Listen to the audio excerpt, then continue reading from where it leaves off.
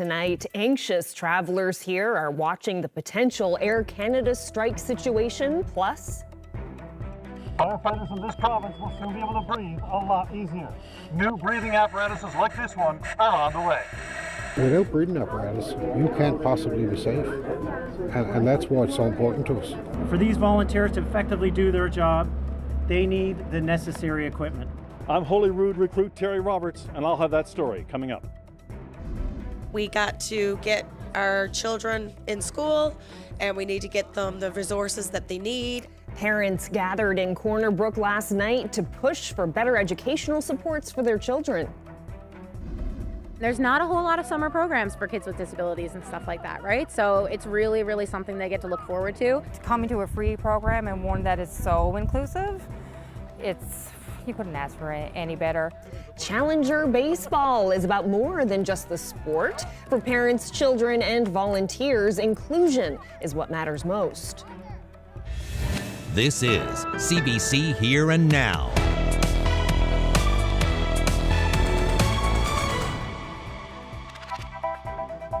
Good evening and welcome to Here and Now.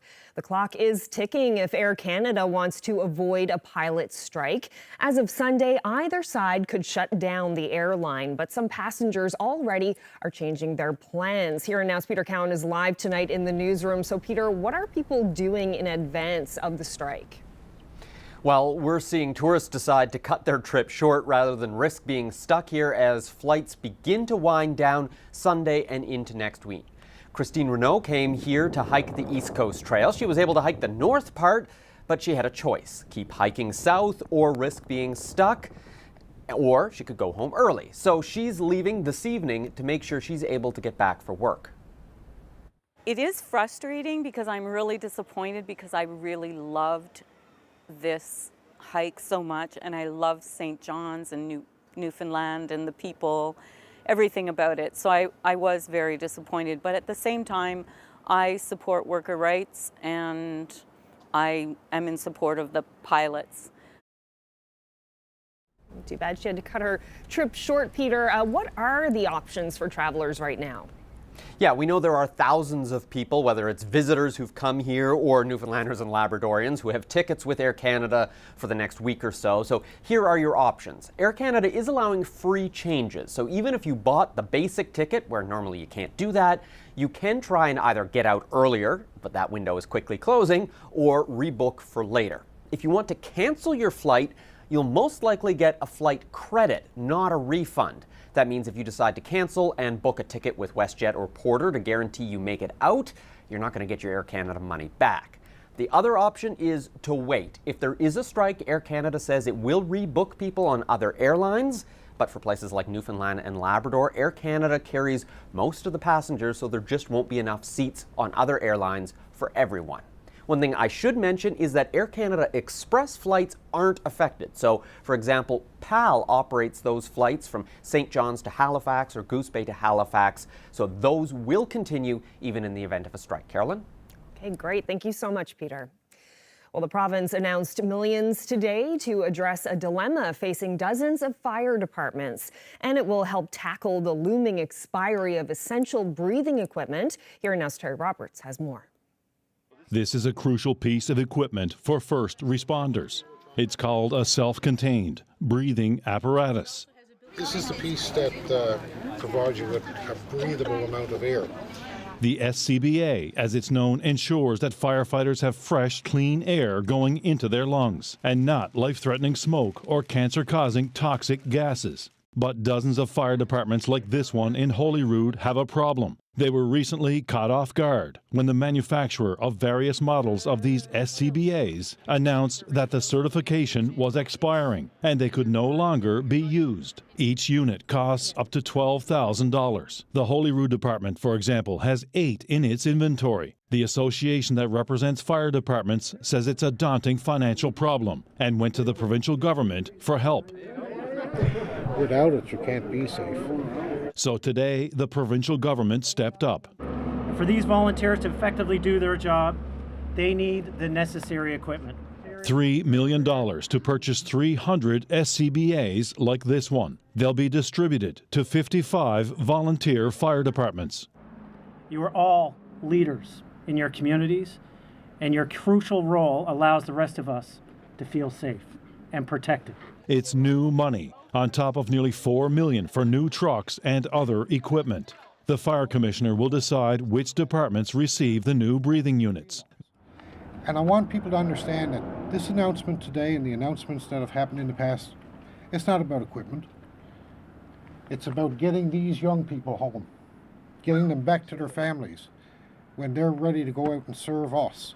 There are roughly 6,000 volunteer firefighters in the province. It's a risky job. They venture toward the danger while others flee in the opposite direction. Today's announcement will help ensure they are prepared to face that danger and aid those in distress. Terry Roberts, CBC News, Holyrood.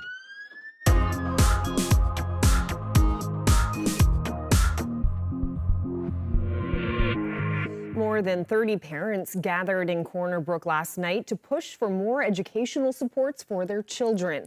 This after parents spoke out about what they say are cuts to a federal program that provides support to Indigenous children with disabilities. We applied for Jordan's principal in grade 5, and he got full-time SA hours for 3 years until this year. And he went from 6 hours to 2.5. So that was, I think that was the boiling point for us all. Like our kids need more resources than that. It was so nice to gather with everyone. Everyone knows what situation we're in. We're all in the same boat. And it's really nice to be around other moms and dads that's going through the same thing. And they know, we know what we're going to do. Like, we know that we got to get our children in school, and we need to get them the resources that they need. And so this discussion was great because there was lots of different ideas, lots of different situations. So it was great for us to all get together. Not just ours, everybody's, because it's literally everybody's. I drove 3 hours because I could have did Zoom, but I don't have a voice then. And if I can't stand up, my girlie's nonverbal, and if I can't be her voice, no one else will. So I would rather drive and join together as a group and get my point across and just be here for everyone else to support everyone that's here tonight. Under an act. This is a constitutional requirement. I cannot think of anything more serious and urgent and necessary than conversations about keeping our children safe and comforted and growing. And so that's why we were here for such a long time, is because the issue is so important, and I was delighted to be here and to be part of it. There are many, many tools that are available to us all to get a better outcome for our children.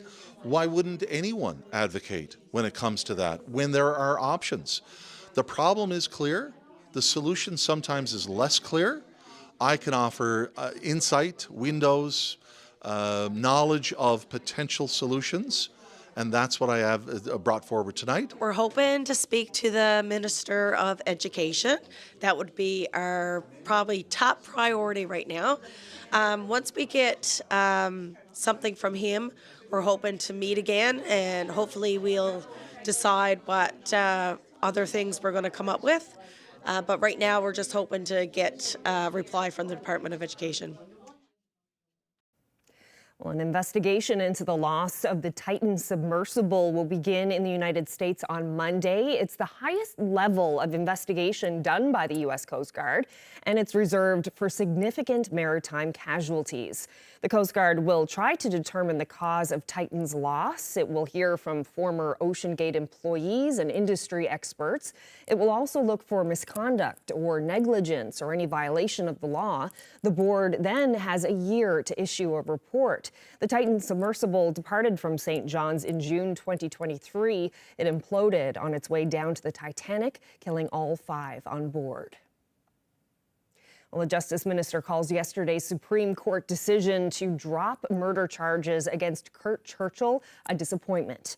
Under the Jordan principle, an accused has the right to be tried within 30 months for Supreme Court cases. Churchill was arrested for the 2020 murder of James Cody in June of 2021, and 30 months expired in December last year. Minister Bernard Davis wouldn't comment on whether the decision is a sign of a critical lack of Crown prosecutors. I'm always disappointed when things happen that are probably not in the way we would like them to go.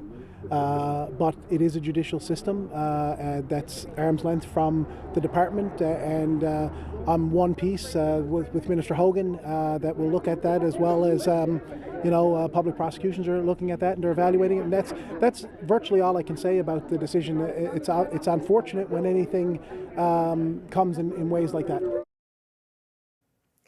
Premier Andrew Furey says a Muskrat Falls rate mitigation deal with the Innu Nation could make it easier to develop more hydro projects along the Churchill River. The parties reached a tentative deal last week. The Innu Nation took the province to court over the $5 billion deal with Ottawa, saying they weren't consulted and rate relief would cost them royalties.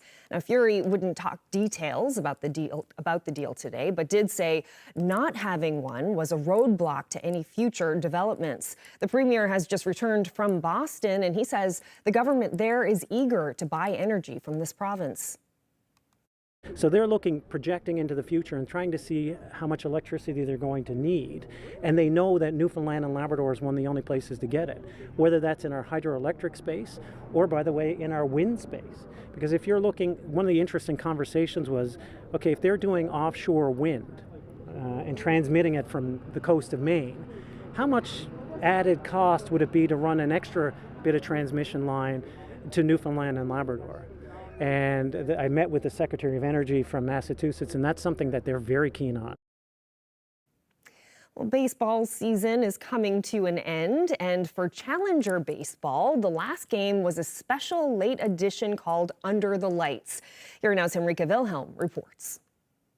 This might not be a big deal for some, but for children like Lyndon Anderson, it is. This past summer, Lyndon held the bat by himself and lifted it enough to tap the ball off the tee. So yes, you did, in 6 years, Lyndon he rewired his brain enough to learn how to hit the ball off the tee. I can cry right now even speaking about it. It's just remarkable.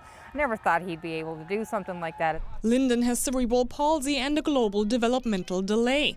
Playing baseball with other children, it's possible thanks to the Challenger Baseball program. Part of the Toronto Blue Jays Care Foundation, it allows children with disabilities to play the sport for free. Living in the special needs community, it's very isolating.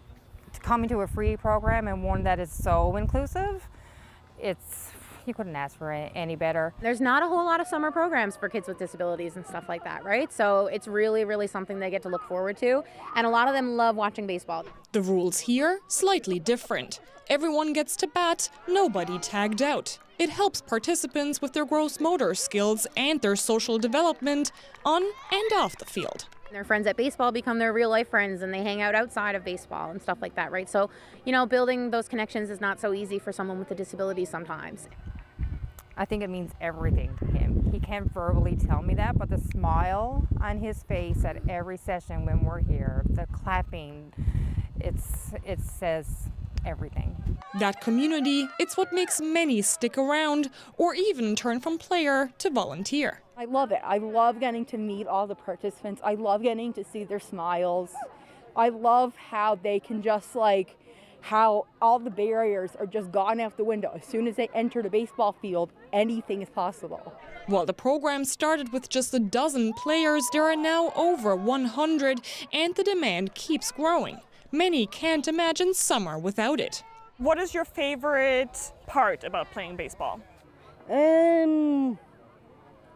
Eating. Is it batting? Yeah, batting. Batting. Are you good at batting? Yes. So what happens when you go up to bat? What do we have to do? Watch out. We gotta watch out. What do you have to watch out for? Well, be big eater. Big hitter. What's your favorite part about baseball? Getting to see all my friends. Yeah. So tell me the volunteers here. I love them all. I love Brooke. I love Colin. What is it that you love about them? Because they're awesome to hang around with. Just hearing their laughter, as I push someone in a wheelchair, right? Like just hearing them laugh because we're going so fast, and like they can feel the wind on their like necks and their hair. Like it's amazing. Going forward, organizers hope to get enough interest to also offer adult sessions. Meanwhile, for these players, looking forward to next season has already begun. Henrike Wilhelm, CBC News, Mount Pearl. The 22nd running of Targa gets underway on Saturday morning from downtown St. John's. We checked in with some of the teams. It was awesome. We loved it. It was beautiful. This province is magical. I'm Jeremy Eaton, and I'll have that story coming up. Well, sunshine to start the day today. We've got a cold front that's going to move through. That's going to change the winds to more northerly, more cooler temperatures as we head through the weekend as well. We'll get into all the details coming up.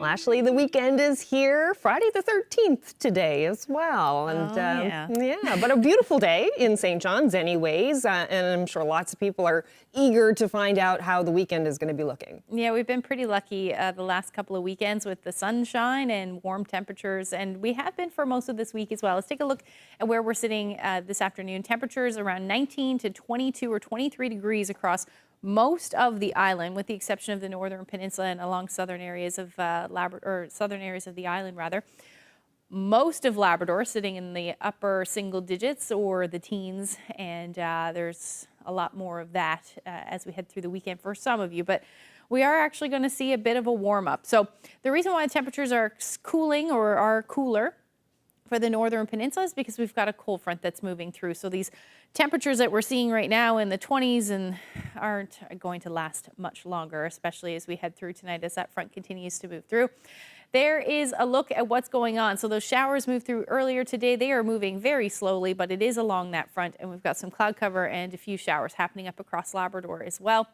And we've got this big ridge of high pressure to the west. That's going to move in over Labrador, at least the west.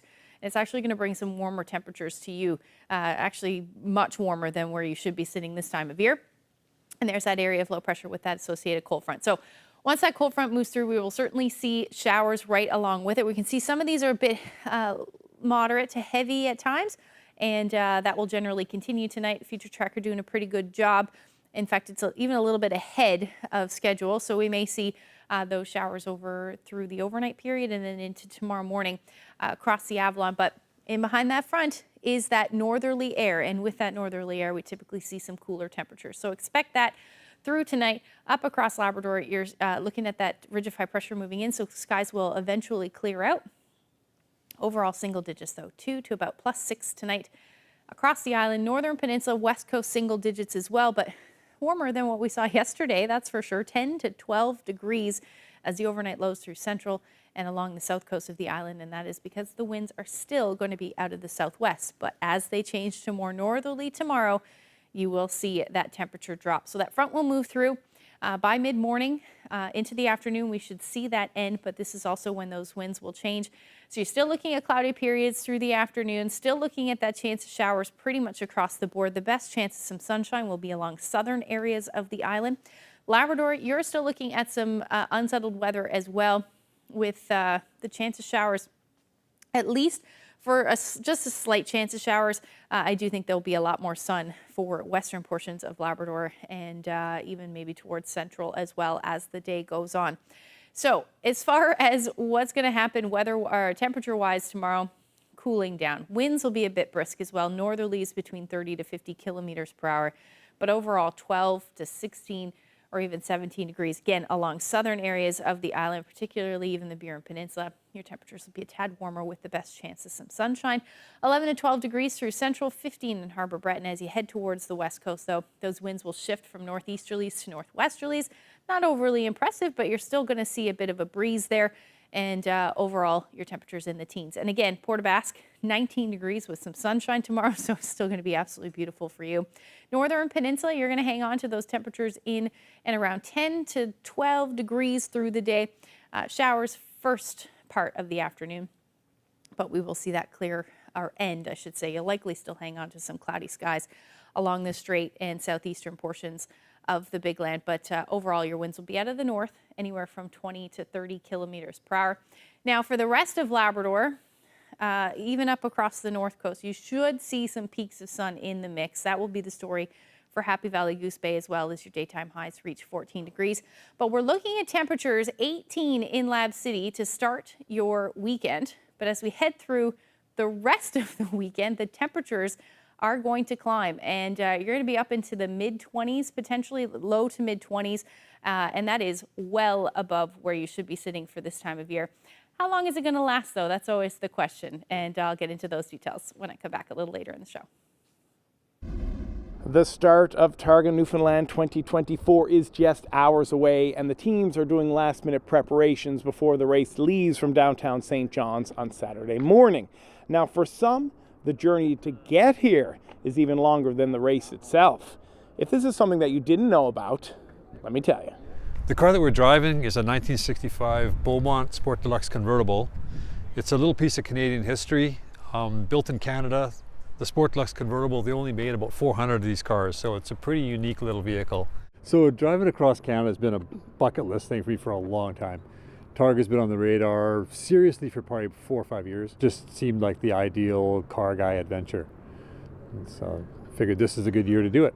It was basically the Jelly Bean Autocrafters. They've done it before, taken just a hood, and they were going to be putting it up in their shop afterwards. And basically anybody who's been interested, and wherever we stop and talk to people and stuff, and it's going like, do you want to sign this hood? And they go, yeah. We got to Ottawa and we puked out a ton of oil on the floor of our friend's garage. And he was a little unappreciative of that. And this was at midnight, so we got to Ottawa. Normally from where we left, it should be a little bit over a 5-hour drive doing the speed limit, which we always do on public roads. We get there just after midnight and spend about an hour trying to decide, what are we going to do? We got to get there. We have the decals. We have a lot of things we want to accomplish this week. So our options were, maybe we take a flight, give it up and don't go, which really wasn't an option, or we just go home and pick a different car. I have two options. I have a 1964 Beetle and I have this Mercedes. That was never an option. Never an option. My first time to Newfoundland was last year. I came for the racing. I fell in love with the province and the people. I have to say, it really left an impression on me. So I brought my wife this time, but for me, I wanted her to experience the people and the place, because I think that's 50% of what Targa is. Like, yes, it's a race, but this province is magical. Hey, I'm Thatcher. And I'm Trevor. And we're heading to Yosemite to try to climb El Capitan. We'll tell you all about it in a little bit.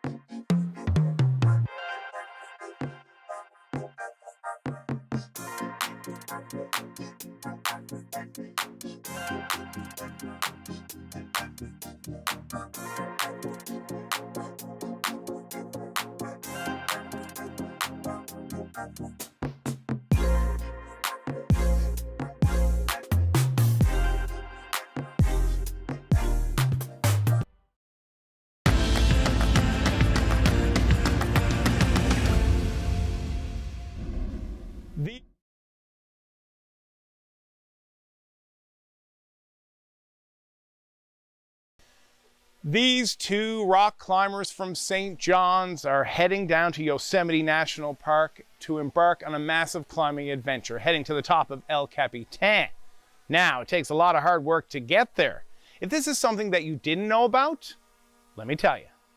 Starting rock climbing, you know, you tend to watch videos and all that kind of stuff, and I learned about El Cap relatively early on, and the El Cap is sort of like the big monolith, the idea of doing a big wall. Big wall means you take more than one day to climb the whole thing, and that just seemed to be the pinnacle of climbing for me. So I've always wanted to do that sort of style, but I've never really found a partner to be able to do it with.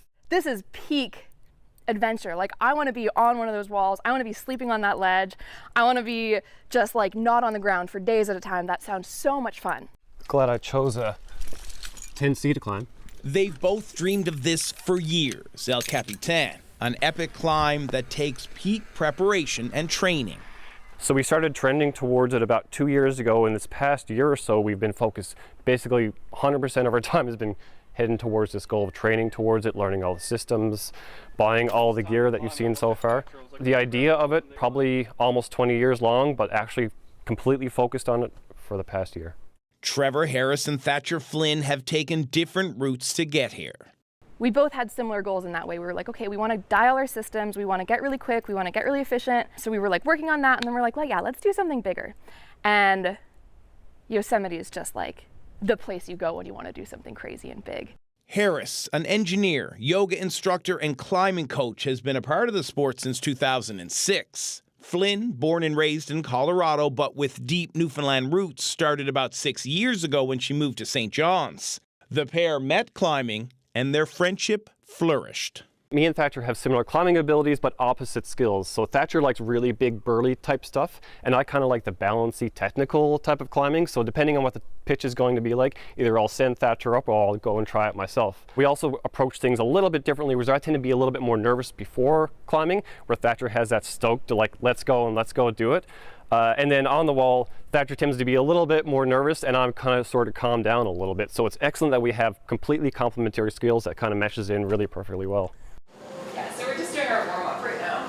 September will see the two conquer El Capitan in California. But before they go, prep work at two training grounds, at the Cove Bouldering and Cafe, where they work. So this place has been absolutely instrumental for us. Daniel, who was one of the owners here, made a training program for me and Thatcher, and we followed that through all the way. We started in October, and all the way basically until the ice melted, we could head outside. So this place has been critical in the wintertime for us. The training we do here is all about strength, really. What we were doing at Flat Rock is all rope systems and technical stuff, whereas here we're like getting strong, more so physically than like mentally or technically. And outside, where there's more gear to test and more technical difficulty. I'm very excited, but I am actually extremely nervous.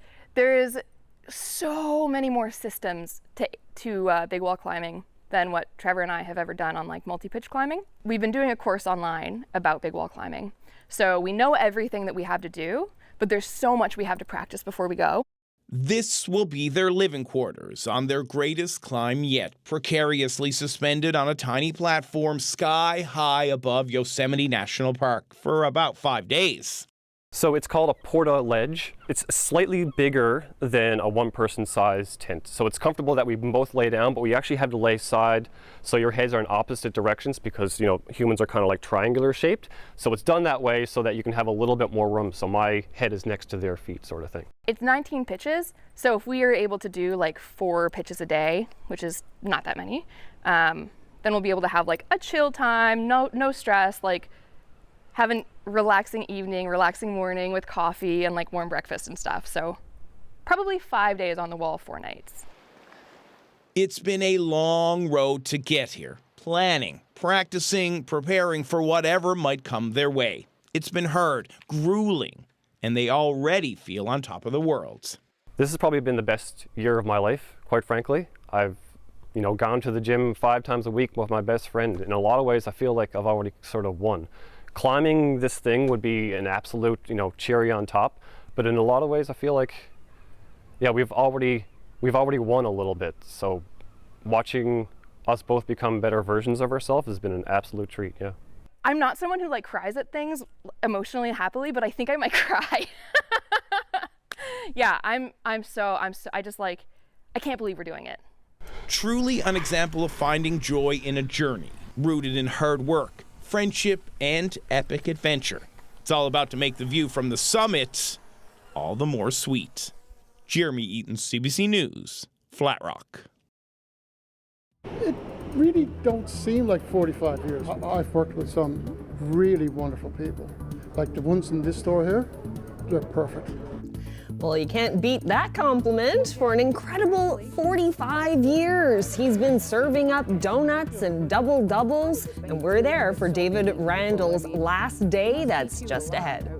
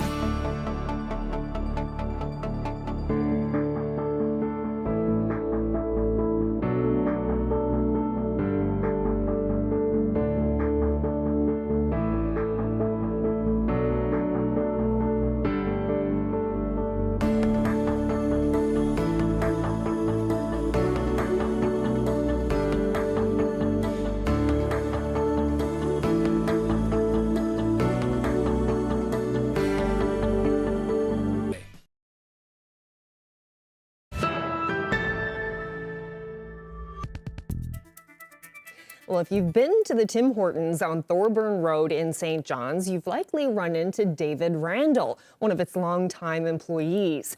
But now, after 45 years, Papa Jed, as he's affectionately called by his coworkers, has retired.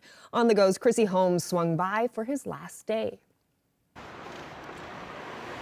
Well, Jed, congratulations on 45 years. Happy retirement. Oh, thank you very much. How did you spend your last day yesterday? Actually, yesterday was a really fun time. I come here about 9 o'clock, and the two owners were here, like Shaughnessy and Eric, and they had a cake for me to pass out to the customers, and I got lots of pats on the back, a lot of well wishes, and of course I had pictures with all the girls, and it was a fun day. 45 years, my goodness. It's so rare that we hear about people that last that long in any one job. I mean, how do the numbers sit with you now, sort of looking back? Well, it really don't seem like 45 years, really. You know, like it's been a fun job for the most part. You know, like every job has their ups and downs and their trials and tribulations. But it seemed to be like it didn't seem to be that, to be that long, right? What about your coworkers? What have they meant to you over your career? Oh, I've worked with some really wonderful people. Like the ones in this store here, they're perfect. Yeah. Oh, I'm sorry. You're going to miss them. I'll miss them, but I'll be back from time to time. But working in the service industry, the pace, the physicality, dealing with so many people, I mean, it must teach you a lot. It teaches you how to be humble, and it teaches you to be tolerant. And that's the whole thing. You got to be humble and you got to be tolerant. Well, congratulations. I suppose you don't mind a billboard out there, do you? No, it's not a great picture. I think it's a great picture. But I've got a lot of pats on the back in the past week because it was there. It's definitely a big pat on the back for, and make you feel good and that kind of stuff. So, yeah, it's interesting.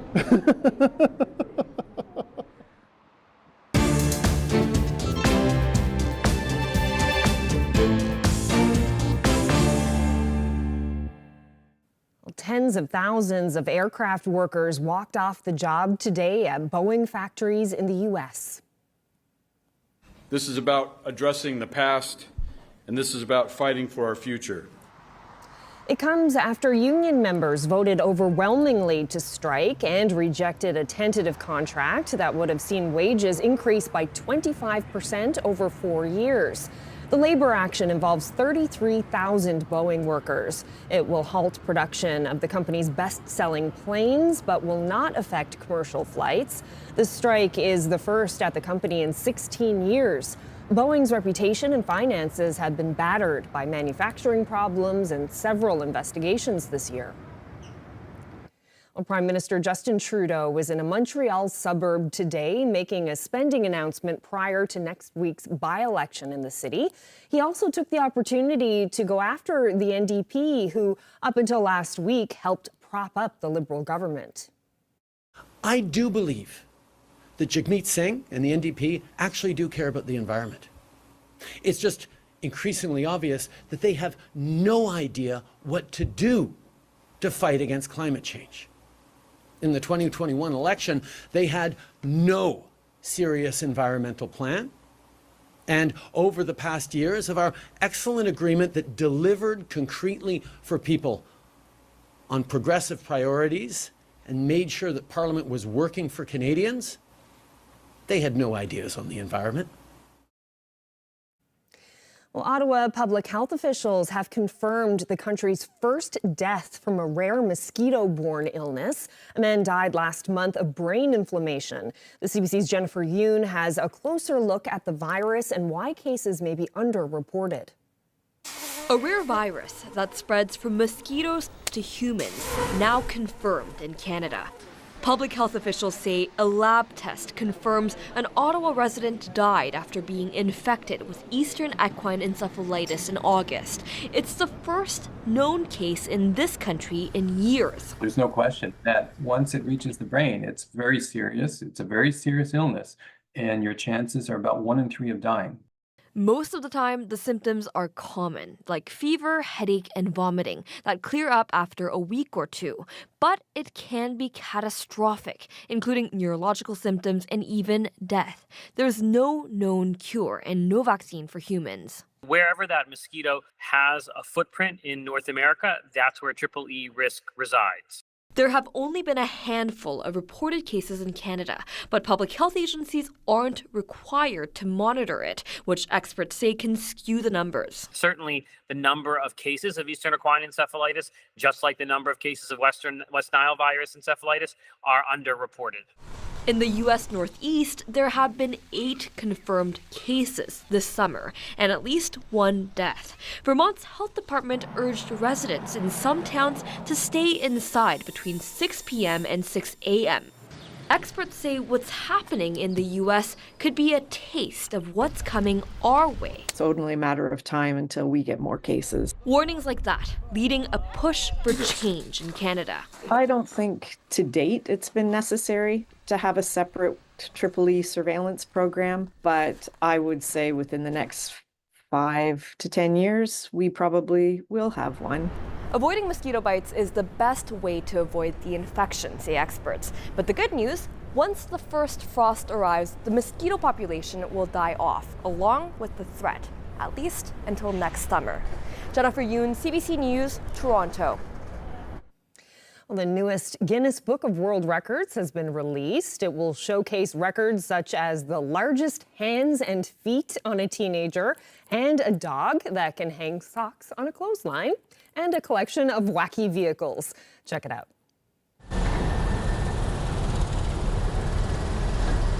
So all my cars have suspension, all my cars have different type of wheel placement, bodies. So every subject is a challenging job for me. I enjoy doing it. I still love to see if I'm working on anything, to see the finish.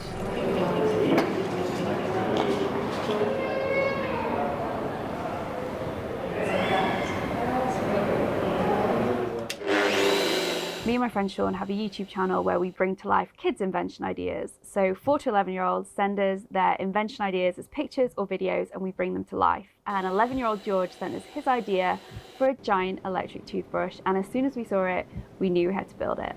Good. Nice. Good boy. So I was thinking, well, maybe if I could teach a dog to hang socks, maybe my kids will do it better. So that's how we started. Simba learned to hang socks in about a week. But boys still know. I think it's easier to train dogs than kids, to be honest.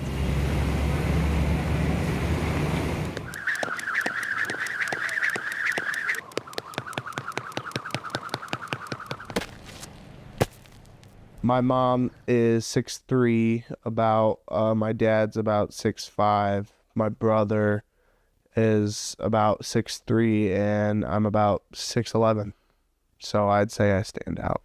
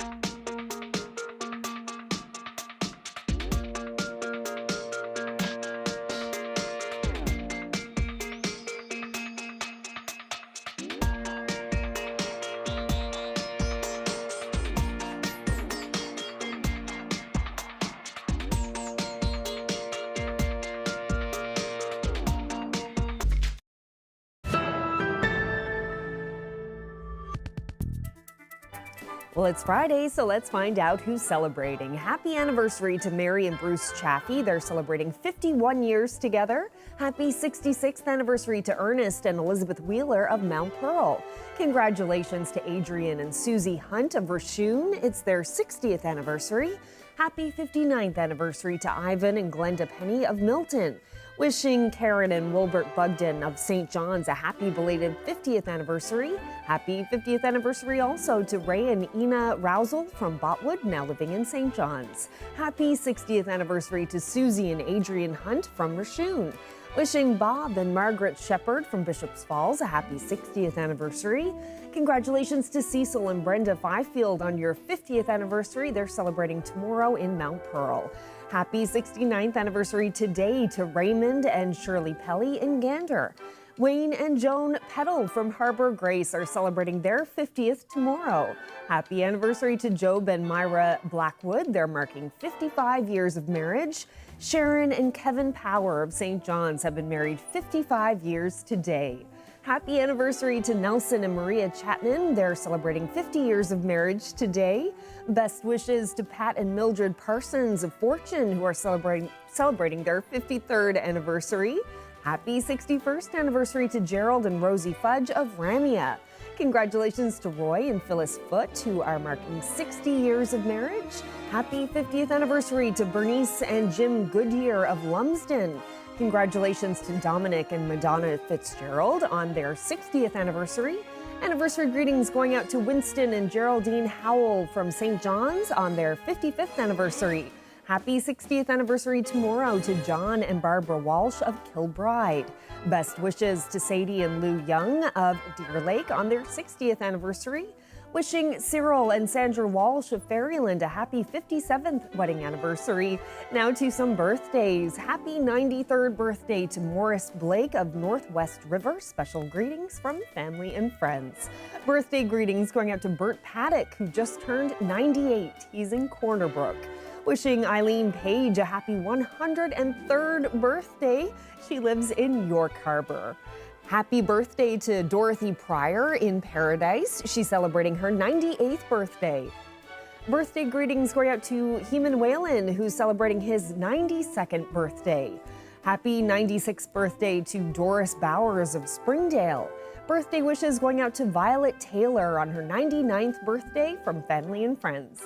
Wishing Frances Pennell a happy birthday. Frances just turned 99. Birthday greetings going out to Isabel McKinnon, also known as Old Nan, who turns 100 tomorrow. Happy 91st birthday to Annie Critch of Cavendish.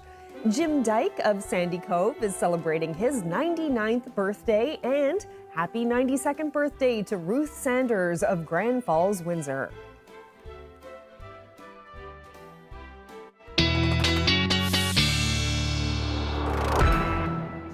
Another fine crowd. Congratulations once again to everyone who is celebrating. And something to celebrate is that the weekend is here.